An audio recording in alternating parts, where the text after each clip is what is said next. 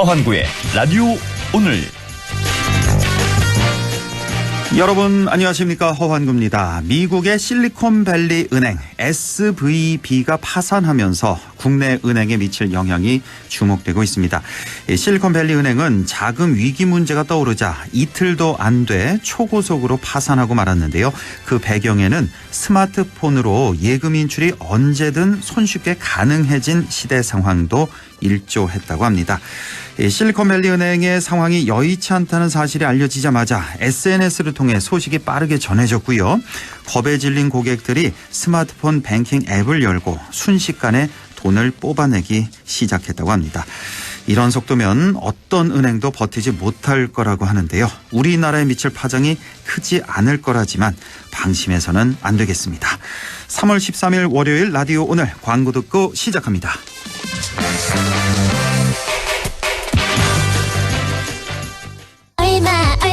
얼마에요?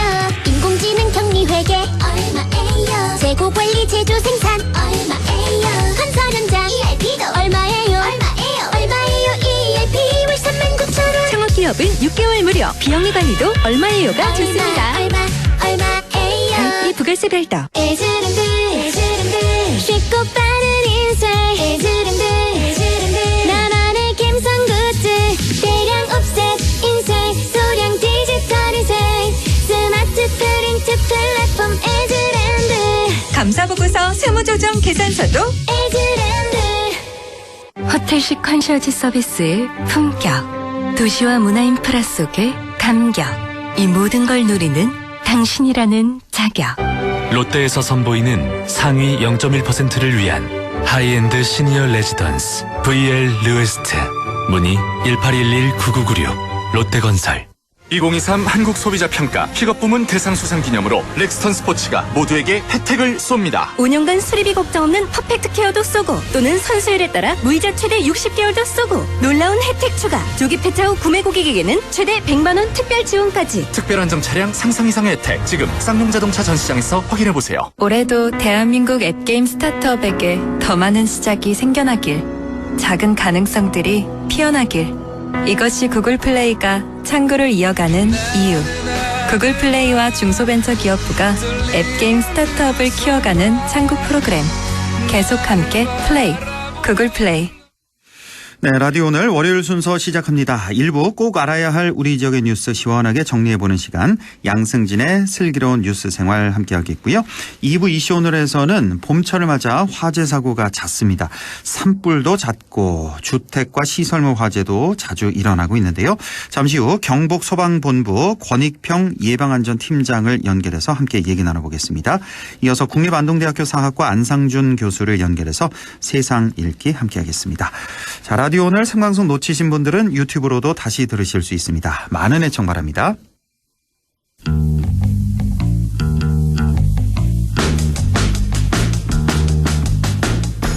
네, 양승진의 슬기로운 뉴스 생활 시작합니다. 오늘도 영남일보 양승진 기자와 함께합니다. 안녕하십니까?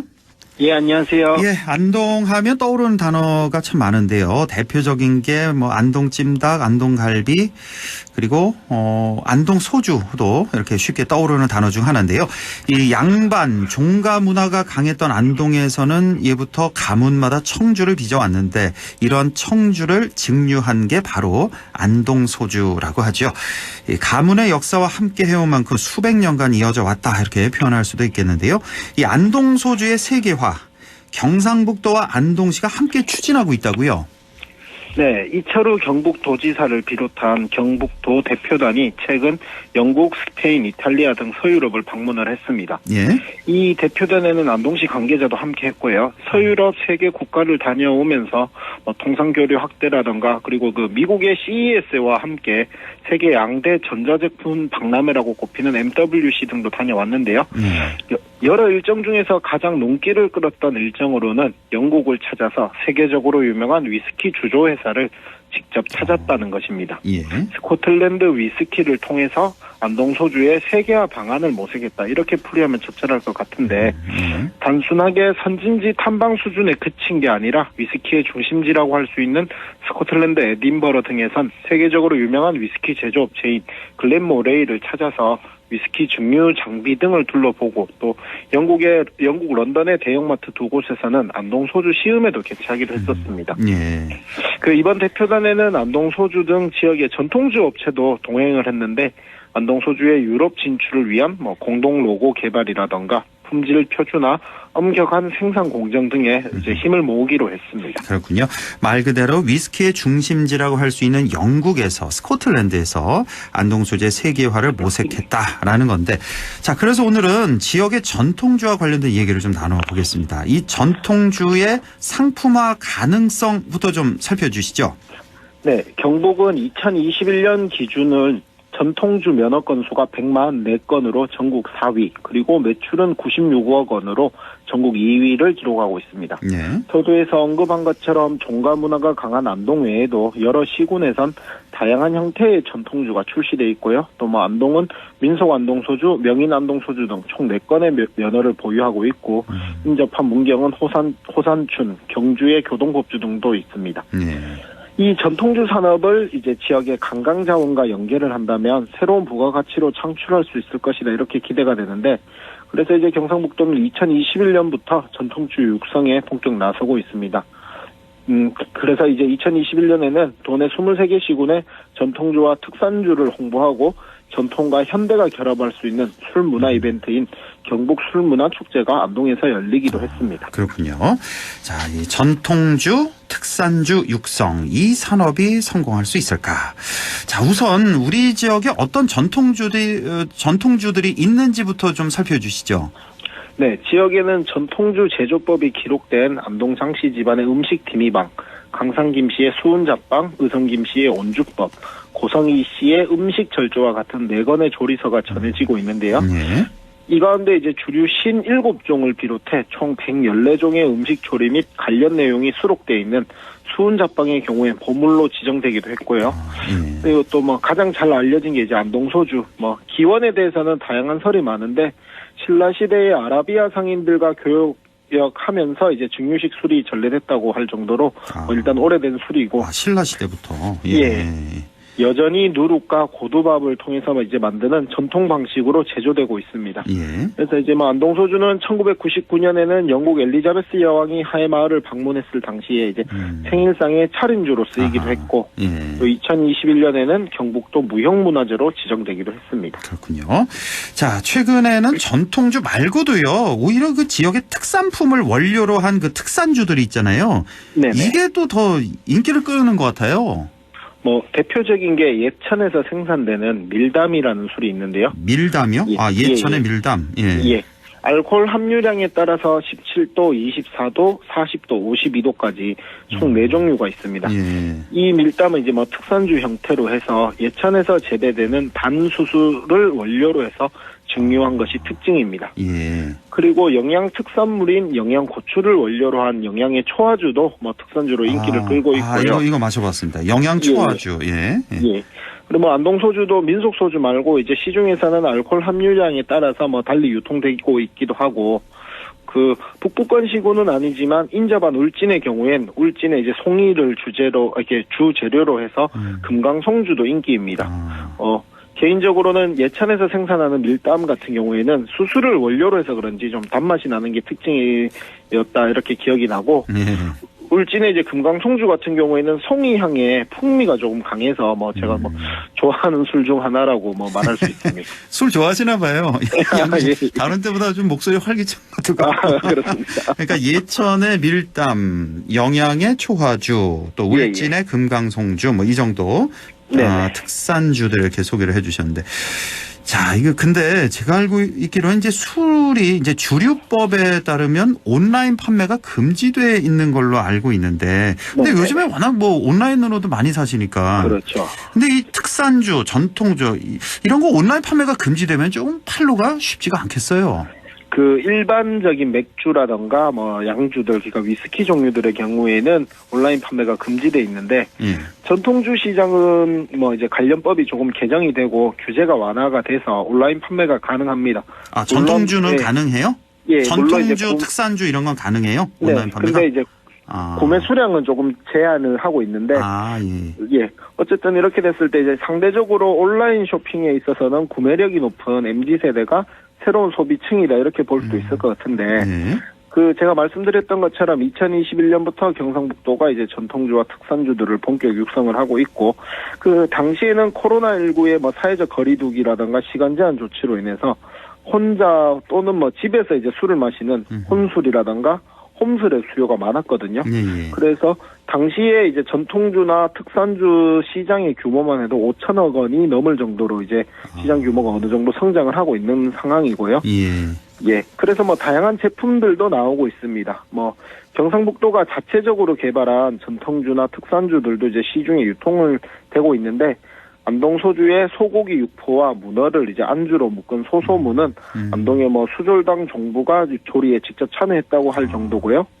그리고 떠먹는 막걸리인 이하주 이것도 제가 뭐 먹어봤을 때 주변에 좋아하시는 분들이 되게 많더라고요. 그리고 지역의 농특산품인 부각을 안주로 하는 패키지 브랜드 이주 등도 시중에 유통이 되고 있습니다. 이렇게 다양한 형태로 온라인 판매가 되고 있군요. 네네. 특산주, 전통주 이런 것들은. 자, 최근에는 안동의 위스키 같은 주류 시설 조성을 위한 투자 양해각서도 체결됐다는 소식이 있는데 투자액만 200억 원 수준이라고요. 민속 소주의 본고장인 안동이 이제는 뭐 K 위스키 시대를 선도할 수 있는 길이 열리게 됐다. 이렇게 볼 수도 있는데, 경상북도와 안동시가 지난해 연말 김창수 위스키 중류소와 200억 원 규모의 투자 양해각서를 체결을 했습니다.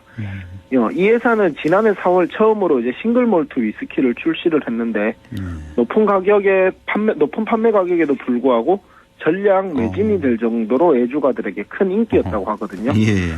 그리고 뭐 일부 위스키는 리셀, 그러니까 중고 가격이 판매가의 수배에 달할 정도로 인기라고 합니다. 수배에 달할 정도로? 그래서 이 업체가 이제 풍산읍 바이오 산단에 200억 원을 들여 2026년까지 생산시설을 구축하기로 했습니다. 투자가 이뤄지게 되면 위스키 외에도 뭐 프리미엄 소주라든가 전통주 생산시설도 갖추게 되고요. 또 100여 명이 넘는 신규 고용 창출 효과도 있을 것으로 기대가 됩니다. 자, 이렇게 다양한 산업들이 들어서고 있는데 이제는 술이 새로운 먹거리가 될 수도 있겠다라는 생각도 좀 들고. 자, 그러면 지역 전통주나 특산주 육성을 위한 과제가 무엇이 있는지 이것도 좀 살펴주시죠. 단순히 술을 판매하는 데 그치지 않고 이제 이를 매개로 해서 부가가치를 발굴하는 게 중요해 보이는데요. 뭐 예를 들면 전통주를 매개로 한 관광상품 개발 등 이런 것도 필요해 보이고요. 뭐 안동 소주를 즐기면서 할 수 있는 안동 종가 체험이라든가 뭐 각 상품 간의 융합을 통해서 관광객을 유치할 수 있는 길이 이제 필요해 보입니다. 그리고 전통주와 특산주의 원재료를 지역의 제조업체들이 안정적이면서도 저렴한 가격에 공급받을 수 있는 이 유통구조도 마련돼야 할 것 같은데요. 뭐 이를 위해서는 지자체의 가격 보조라든가 지원도 일정 부분 필요해 보입니다. 특히 이제 최근에는 뭐 쌀값이 껌값보다 못하다고 할 정도로 이제 쌀 소비 부진이 심각한 상황이니만큼 전통주나 특산주 그리고 일반 막걸리에 국산 주정이나 지역산 쌀을 사용하도록 지원하는 방안도 필요해 보입니다.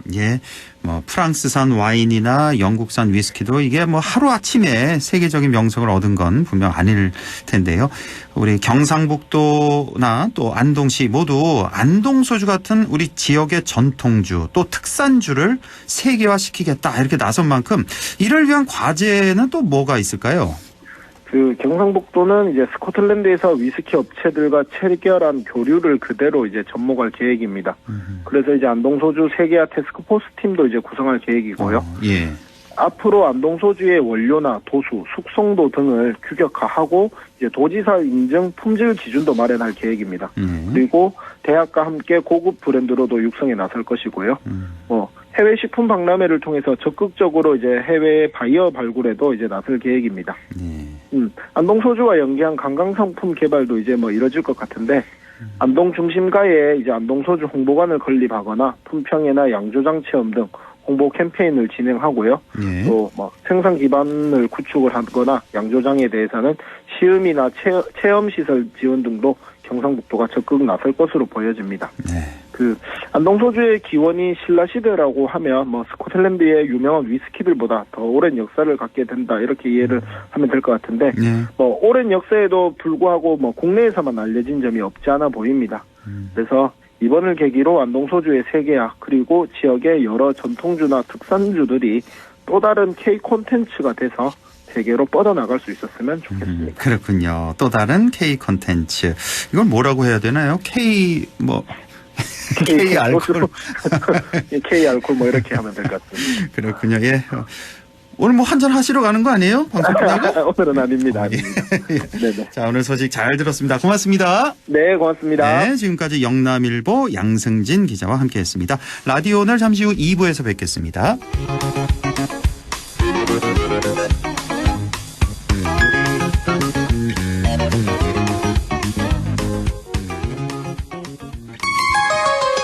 MBC 라디오 가구 살 땐 꼭 한번 가보자. 안동 명품 가구 백화점. 흑표 흑침대, 양성국 갤러리, 금성침대, 한국 가죽 소파, 장수돌 침대. 다양한 브랜드 가구를 한 곳에서 쇼핑할 수 있는 대형 가구 전시장. 안동 명품 가구 백화점. 예, 며느라. 밥 했어? 설거지 했어? 쓰레기 버렸어? 청소했어? 빨래했어? 개밥 줬어? 아들 낳았어? 딸 낳았어? 아무것도 안 하고 싶다. 이미 아무것도 안 하고 있지만 더 격렬하게 아무것도 안 하고 싶다. 지금은 그냥 라디오만 듣고 싶다. MBC 라디오. MBC 라디오. 라디오 청취자 10명 중 4명이 듣는 방송 국가대표 라디오 MBC 라디오.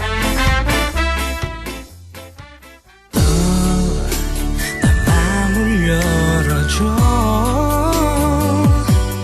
다가가 나 속삭이도록 언제나 내 생각으로 행복해야 해요.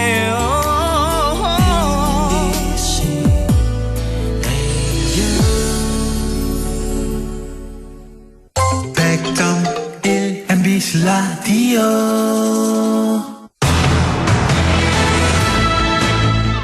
네, 6시 22분 37초 지나고 있네요. 이슈 오늘 시작합니다.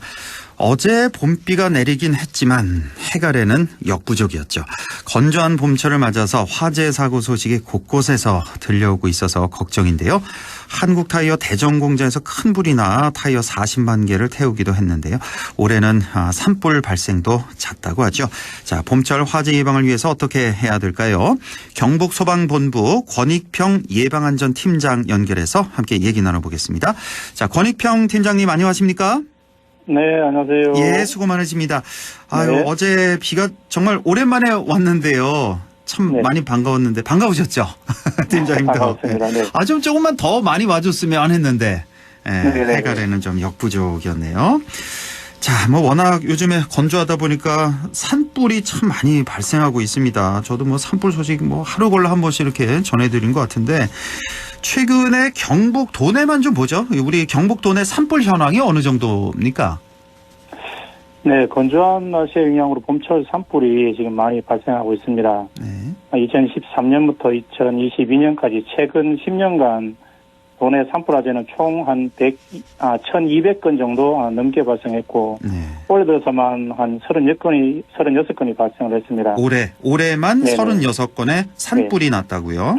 예, 예. 예. 가장 최근 그 산불 피해가 많이 발생한 경우는 지난 2월 28일 발생한 영천시 화남면 산불 그리고 예천군 풍양문 산불이 있습니다. 계절별로 보자면 봄철에 화재가 가장 많고요. 예. 봄철 기간 중에서도 특히 3월달, 4월달에 화재가 많이 발생합니다. 그렇군요. 자, 올해만 36건이니까 한 3일에 한 건 정도 꼴로, 예, 그 정도로 이렇게 네. 나고 있는데, 뭐 51헥타르, 37헥타르 이렇게 산불이 났다고 했는데 이것도 뭐 어마어마한 면적이긴 합니다만 우리 작년에 왜 울진 산불 기억하시잖아요, 다들. 네. 뭐 어마어마한 정말 그런 산불이 났었는데 이렇게 산불이 발생하면은 그 산림 훼손 피해가 뭐 어느 정도로 심각한 겁니까?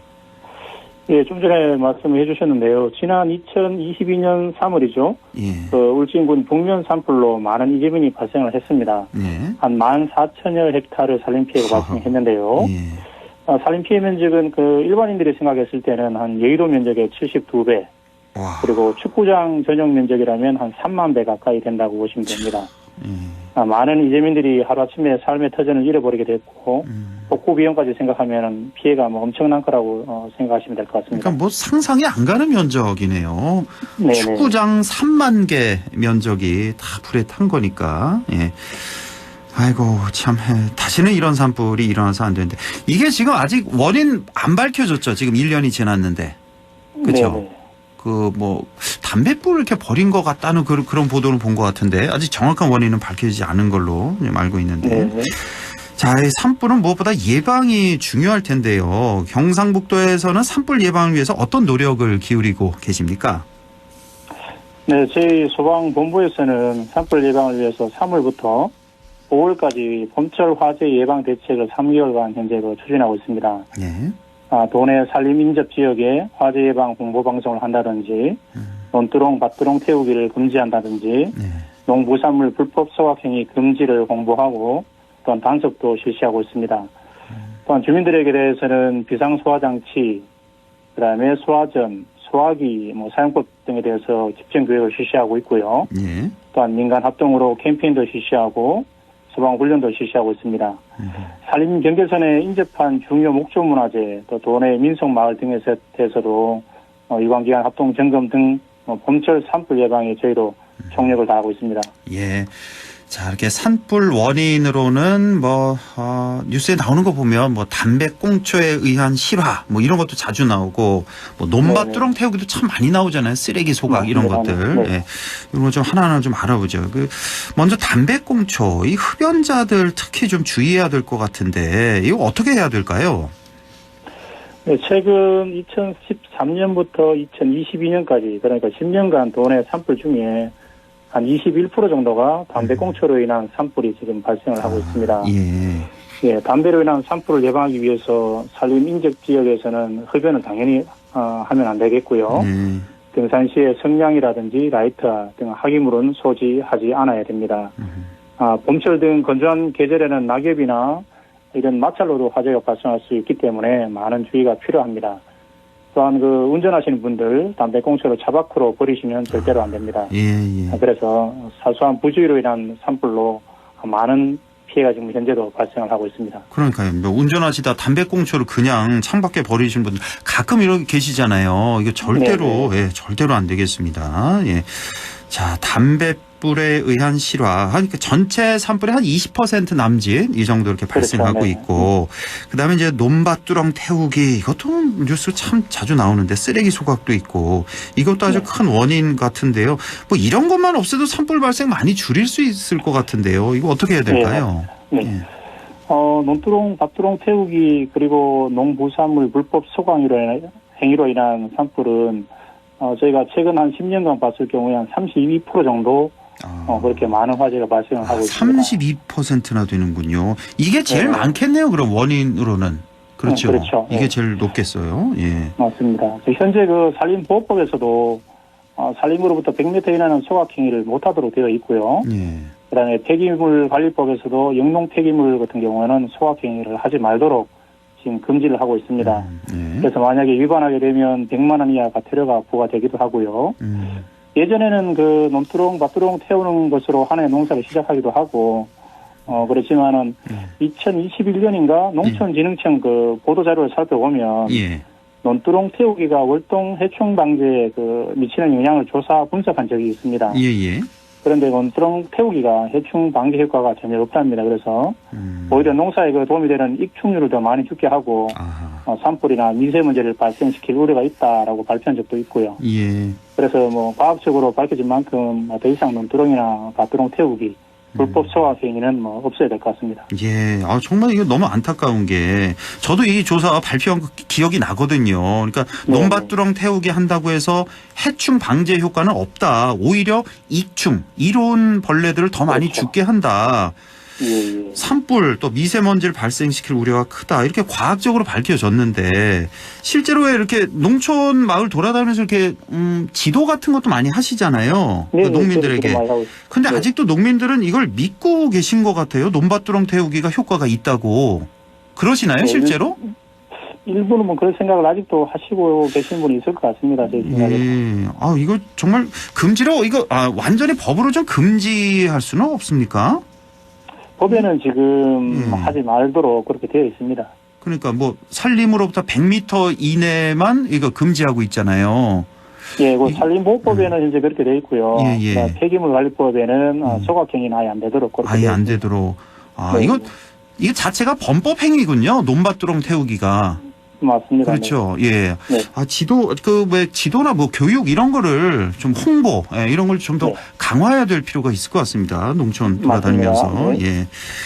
자, 산행 중이나 인근을 지나다가 이제 산불을 발견했을 때, 뭐 당연히 119 신고를 해야 될 텐데, 예.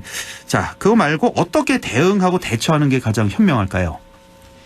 네, 일단은 산불을 발견했을 때는 먼저 바람 방향이 중요한데요. 네. 바람이 불어오는 방향을 파악해서 산불의 진행 경로에서 벗어나고야 되고요. 네. 그다음에 신고를 할 때는 좀 구체적으로 산불 발생 지점을 말씀해 주시는 게 좋습니다. 네. 그리고 대피를 할 때도 주의를 확인해서 이미 타버린 지역이라든지 저지대, 수풀이 적은 지역, 도로 등으로 빨리 대피를 해야 됩니다. 네. 그리고 연기가 있는 지역은 가급적 빨리 벗어나서 연기가 인체에 유해하기 때문에 그렇죠. 연기 흡입을 줄이는 게 가장 최선이라고 보고 있습니다. 이 연기가 제일 무서운 거죠. 그러니까 대피할 때는 이미 타버린 지역 쪽으로 대피해라. 그리고 고지대보다는 저지대 쪽으로 이동하고 네네. 도로 쪽으로 이동하는 게 대피하는 게 가장 안전하다라는 말씀이시고요.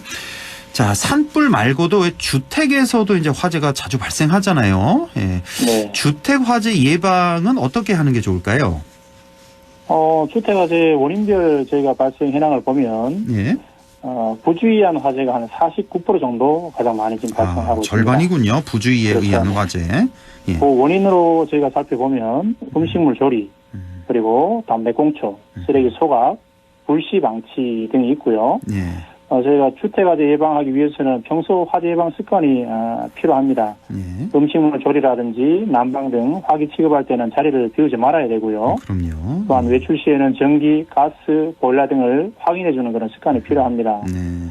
또 화목 보일러 등을 사용할 때는 굴뚝 등에서 재가 비화돼서 화재가 발생하지 않도록 청소도 좀 주기적으로 해주는 게 좋고요. 재가 뭐 이렇게 확 날아가서 화재가 그렇죠. 발생하는군요. 네네. 예. 그래서 주택이나 보일러 등에도 소화기 그리고 화재 경보기를 설치하는 게 좋습니다. 그렇군요. 이 주택 화재는 또 무엇보다 또 인명까지 잃게 되는 그런 사고로 이어지는 경우가 많다 보니까요. 더욱더 네. 주의를 해야 될 것 같은데 주택 화재 발생 시에 인명 피해를 줄이기 위한 방법도 좀 알려주시죠.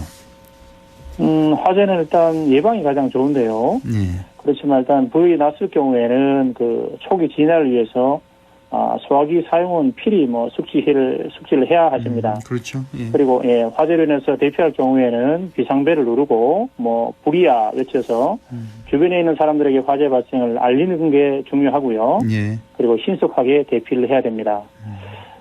대피 방법 같은 경우에는 단독주택 경우에는 일단 주택 밖으로 피하는 게 제일 좋고요. 네. 아파트 같은 공동주택에서는 피난 계단을 이용해서 건물 밖으로 대피를 하되 연기와 열이 또 확산이 됩니다. 그래서 피난 계단이나 세대 출입문은 꼭 닫고 대피하는 게 좋습니다. 그러니까 일단 아파트 사시는 분 같은 경우는 불이 일단 어느 정도 진행이 되면은 계단에 연기가 자욱하게 꽉 찰 가능성이 많잖아요. 맞습니다. 그러니까 그럴 때는 아예 안 나오는 게 오히려 안전하다고요.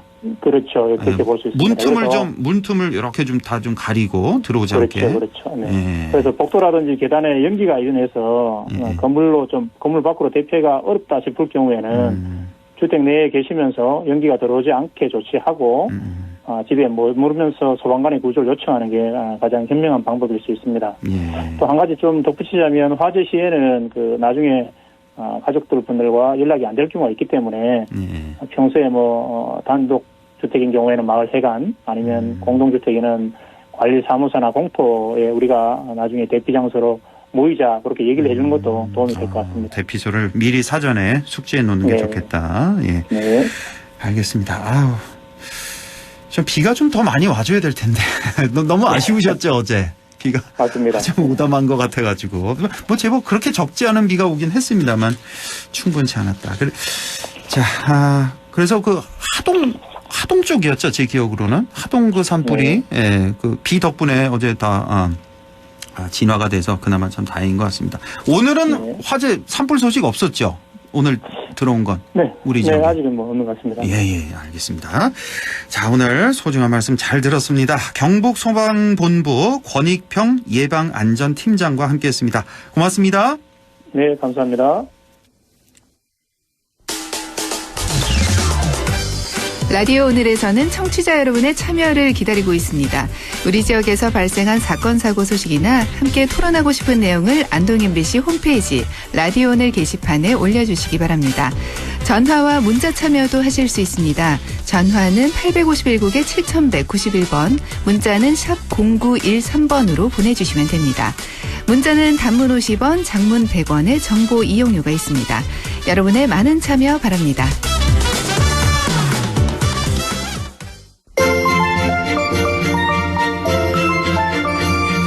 네, 안상준의 세상 읽기 시작합니다. 오늘도 국립안동대학교 사학과 안상준 교수와 함께합니다. 교수님 안녕하십니까? 네, 안녕하세요. 예, 교수님 오늘 어떤 얘기 준비하셨어요? 오늘은 지난주에 이어서 계속해서 논란이 되고 있는 그 현 정부의 일제강점기 강제동원 해법에 관한 그 논란을 좀 더 들여다보려고 합니다. 그렇지 않아도 지난주에 조금 시간이 아쉬웠었는데 얘기를 좀 더 이어가 보도록 하죠. 어떤 얘기를 좀 해볼까요? 지난주에 아주 우리의 귀를 의심할 만한 두 개의 발언이 있었어요. 그래서 하나 좀 소개를 해보면 이제 좀 일본에게 반성이니 사죄 좀 이제 그만 요구하자. 식민지 지배받은 나라 중에 우리처럼 이렇게 배상하라고 악서는 나라가 있냐. 이 발언의 주인공은 현 대통령과 대학 동기동창이고 현재 민주평통사무처장을 지내는 석동현 입니다. 이게 일본 극우 인사의 발언이 아니에요. 그렇죠. 네. 우리나라 민주평통사무처장의 발언입니다. 이게. 그래서 너무나 어이가 없어요. 그리고 또 좀 있으니까 나는 오늘 기꺼이 친일파가 되련다. 이건 정말 충격적인 발언입니다. 근데 이 발언의 주인공은 현 김영환 충북도지사입니다. 그래서 이 두 발언을 보면은 이제 우리의 식민지 역사에 대해서 국민적 자존심이나 이런 거는 다 팽개치고 그들의 관점에서 나라를 위한 길이라면 뭐든지 일본하고 할 수 있지 않느냐 이렇게 얘기하는데 여기에는 사실관계의 오류도 있고요. 그리고 뭔가 좀 자기 정체성을 부정하는 듯한 그런 얘기도 있고 그래서 이 부분을 좀 오늘 한번 검증을 해보자고 합니다. 석동현 민주평통사무처장 그리고 김영환 충북지사 이 두 사람의 발언 논란이 참 많이 됐었는데요. 오늘 하나하나 좀 따져보겠습니다. 자, 말씀하신 대로 일본에게 반성이나 사죄 요구도 그만하자는 이 석동현 사무처장 참 충격적으로 아마 받아들이셨을 텐데 우리 국민들 마치 우리가 떼쓰고 억지를 부리는 그런 나라가 된 것 같은 이런 기분.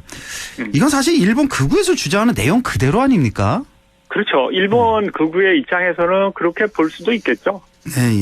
그렇지만 우리나라에서 태어나고 자라고 정치를 하는 분이 저런 발언을 한다는 거는 좀 사리에 맞지 않고 제가 볼 때는 이제 사죄와 반성 이런 거는 사실 그 검사나 판사들이 피의자를 다룰 때에도 깊이 반성하고 사죄하면은 양형 깎아주잖아요. 정상 참작이란 이름으로.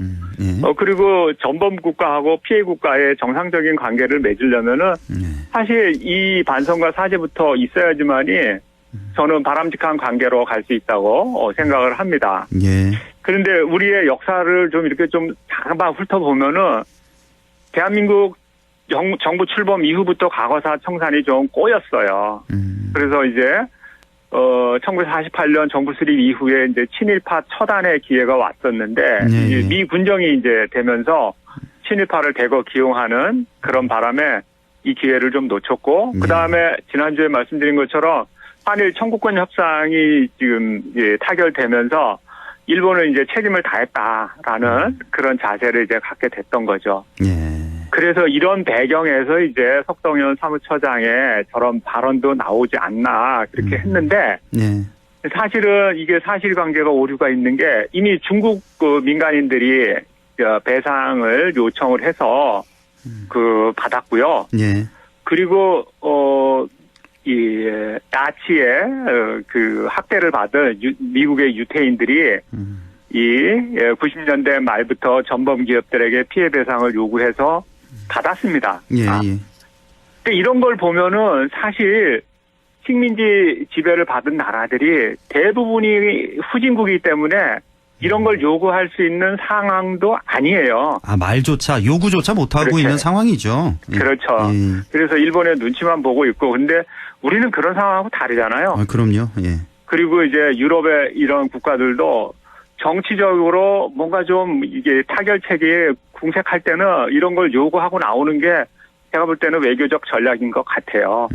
그렇지만은 우리 피해국 입장에서 정치가가 일본 극우의 발언을 대변한다는 거는 이건 좀 심각한 문제가 있어 보입니다. 아이고 참 민주평통사무처장이라면 아주 중요한 자리잖아요. 높은 자리고. 그렇죠. 네, 대통령과 40년 지기 검사 출신 이런 자리에 있는 사람이 사무처장이 이런 발언을 했다는 거 참 받아들이기가 참 힘든 그런 내용이었고 저는 김영환 충북지사 같은 경우는 사실 좀 놀랐습니다. 이분이 이제 예전에 그 안철수 대표하고 국민의당에서 같이 정치를 했던 기억이 나거든요. 그렇죠. 그리고 좀 진보 진영 쪽에 있었던 분으로 기억하는데. 네네. 근데 이런 분이 기꺼이 친일파가 되겠다. 이건 뭐 액면 그대로 받아들여야 됩니까? 아니면 반어법입니까? 뭡니까? 저는 뭐 진위를 잘 모르겠어요. 그렇지만 이제 도지사가 돼서 이제 이분의 성향을 제가 한번 너무 의아해가지고 한번 살펴봤더니 이분이 아주 특이한 이력을 가지셨더라고요. 어떤 이력이요? 이분이 치과대학을 들어가셨어요. 대학을.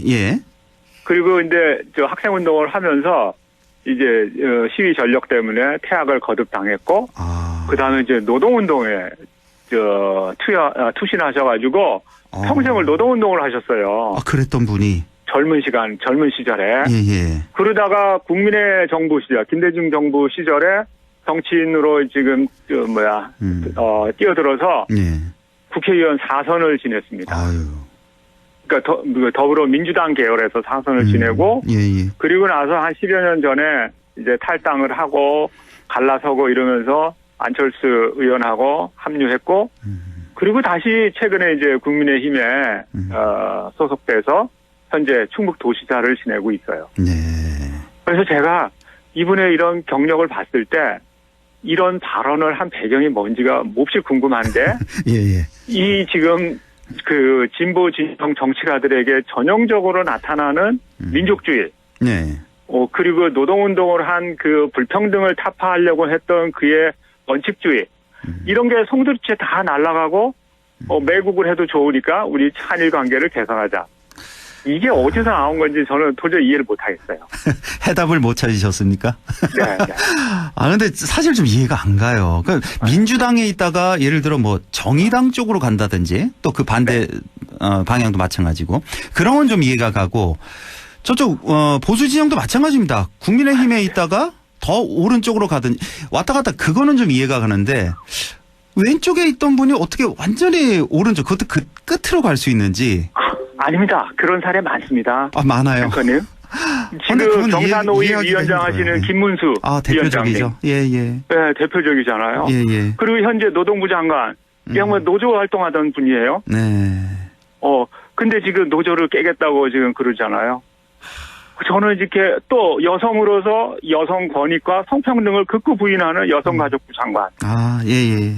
이런 분들이 지금 이 나라의 정치를 맡고 있다는 게 저는 굉장히 물론 이제 뭐 바꿀 수 있어요. 바꿀 수 있지만 예. 너무나도 극과 극을 갔다 왔다 하면서 이런 우리의 국민들의 자존심을 건드리는 그런 발언을 한다는 거는 정치의 미래를 생각했을 때도 좀 문제가 많지 않냐. 그런 생각입니다. 예. 참 아니 이렇게 그냥 국민의 입장에서 보기에 이해하기가 좀 힘들어서요. 어떻게 이쪽 끝에서 이쪽 끝으로 갈 수 있는지. 예를 들어 무슨 생명의 위협을 느껴서 고문을 당해서 이렇게 가는 건 충분히 이해가 가는데 아이고 어쨌든 기꺼이 친일파가 되겠다는 김영환 충북지사 발언 말씀을 해 주셨고 사실 이 사죄 없는 일본의 태도에 화가 날 때가 그동안 한두 번이 아니었는데 독일 얘기를 우리 이제 교수님이 자주 해주시는데 독일 같은 경우는 이제 과거사 청산에서 일본하고는 완전히 좀 다른 모습을 보이고 있잖아요. 네. 좀 소개를 좀 근데 해주시죠. 이제 한 가지 제가 말씀드리는 건 이제 전제는 이게 독일의 모델이 완전하다거나 바람직한 건 아니에요. 그렇습니까? 단지 이제 다른 나라들에 비해서 모범적인 사례라는 거예요. 예. 그래서 이걸 반드시 따라가야 된다는 그런 거 없는데 그게 이제 뭐냐면 전범국의 보상과 배상이라는 거는 영원히 충분할 수 없기 때문이에요. 예. 그래서 이에 과거사 청산이라는 것은 항상 정치적인 맥락을 대거에서는 생각할 수가 없는 그런 맥락이 있다는 걸 우리가 이해를 해야 됩니다. 그래서 예를 들면 이제 최근에 과거사 문제를 좀 끌고 나오고 독일의 나치 배상을 다시 한번 요구한 거는 최근에 그리스였어요. 그리스가 2008년 글로벌 금융위기가 터졌을 때 국가 부도가 나요. 그러니까 이제 유럽연합에 자금을 요청하는데 그 유럽연합의 자금줄은 독일이 쥐고 있거든요. 그러니까 이제 그 그리스에 아주 수모를 주고 치욕적인 그런 조건을 내거니까 당시 이제 진보 좌파의 새로운 당수였던 시프라스가 그거 우리 못 받겠다. 그러면서 협상을 나올 때 이제 나치 전범 그 얘기를 꺼내요.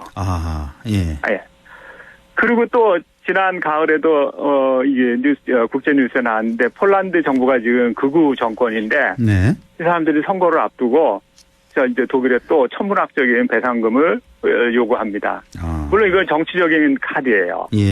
그렇지만 국민들의 표심을 하는 데는 좀 이제 어떤 먹히는 그런 부분이 있기 때문에 아마 꺼낸 겁니다. 바람직한 건 아니지만 국민의 자존심을 건드리는 그런 얘기들이기 때문에 이런 얘기들이 지금 현재 일본의 태도를 자극하는 데 태도 변화를 요구하는 데 있어서 피해국으로서는 늘 할 수 있는 요구인데 우리는 그걸 하지 말자는 거니까 좀 이상해요. 이상하네요. 예, 정말. 이렇게 독일의 상황을 입장, 태도 이런 걸 말씀해 주셨는데 조금 더 설명을 해 주신다면 독일 정부의 어떤 태도는 어떤 면이 있습니까? 저는 독일이 이렇게 좋아서 사죄한다고 생각하지 않아요. 그렇습니까? 그들을 나라를 지키기 위해서 하는 겁니다. 왜냐하면은 45년에 이제 패전을 하고 나서 49년에 동서독이 분열이 되는데 독일 국민들한테는 이제 세 가지 이제 지상 과제가 주는데 하나는 통일, 또 하나는 주변국과 평화롭게 지내는 것. 그러면서도 잘 사는 나라를 만드는 거예요. 근데 독일을 둘러싸고 있는 이 많은 나라들하고 계속 분쟁하고 싸우고 갈등하면은 독일이 거기에 에너지를 다 뺏겨서 갈 수가 있겠습니까? 앞으로 없죠. 불가능하죠. 없잖아요. 그러니까 사죄를 하고 거기에 따라서 주변 국가들을 다 달래고 우리는 우리의 갈 길을 간다. 나라는 평화로울 때 발전할 수 있는 겁니다. 그런 측면에서 보면은 독일의 진보 진영하고 보수 진영 모두가 여기에 국익이라는 이름으로 같이 가기 때문에 지난 반세기 이상 동안 끊임없이 계속되어 왔고 예. 그것이 오늘날의 독일을 만들었다고 저는 생각을 해요. 예. 그렇기 때문에 메르켈의 얘기를 잠깐만 좀 인용을 하면은 예. 우리는 이걸 영원히 기억하겠다. 잊지 않겠다. 피해국들한테 이렇게 얘기해요. 그리고 몇 년 전에 독일 대통령 슈타인마이어가 한 얘기는 더 아주 진솔한데 네. 우리는 나치 범죄에 대해서 모든 책임을 져야 된다는 걸 알고 있다. 그 책임은 끝나지 않는다. 다만 전쟁 범죄에 대해서 부끄러울 따름이다. 이렇게 말하는 사람들한테 손가락질하고 계속 배상하라고 요구하는 거는 사실 국제사회에서 좀 잘 안 먹히는 그런 부분이 있죠. 네, 그렇군요. 이 독일의 진심 어린 반성, 사과, 이거를 이제 발판 삼아서 앞으로 나아가는 거군요. 이제 통일, 평화, 국익이라는 이 세 가지 명분을 지키기 위해서. 그렇죠. 네. 아이고, 일본과는 전혀 좀 다른 정반대의 모습을 보이고 있네요. 저는 그게 외교라고 봅니다. 외교적 그렇죠. 승리라고 봅니다. 예. 그러니까 우리가 힘을 더 키우는 수밖에 없을 것 같아요. 진심 어린 사과를 받으려면. 예. 자, 오늘 결론 짤막하게나마 좀 내려주시죠. 네. 예. 사실 이제 현 정부를 보수 정부라고 할 수 있는데 보수 정부의 외교 정책은 좀 심하게 얘기하면 사대주의적인 성향이 좀 있습니다. 그래도 지금까지는 국민의 자존심을 살려주려고 노력했는데 이제는 그런 게 이제 다 사라지고 오로지 현실적 이익을 위해서 우리의 그런 자존심을 다 버리는 것. 이렇다고 해가지고 우리의 그 현실적인 이득을 다 취할 수 있을지 그것도 의심되지만. 의심되죠. 예. 친일파가 돼서 팔아먹은 나라의 국익이 무슨 소용이 있겠습니까? 저는 그렇게 생각합니다. 예. 좀 이렇게 품이 있는 국가로 성장했으면 좋겠습니다. 알겠습니다. 예. 자, 오늘 말씀 여기까지 듣겠습니다. 안상준의 세상 읽기 국립안동대학교 사학과 안상준 교수와 함께했습니다. 오늘 소중한 말씀 잘 들었습니다. 고맙습니다. 네, 안녕히 계세요. 예.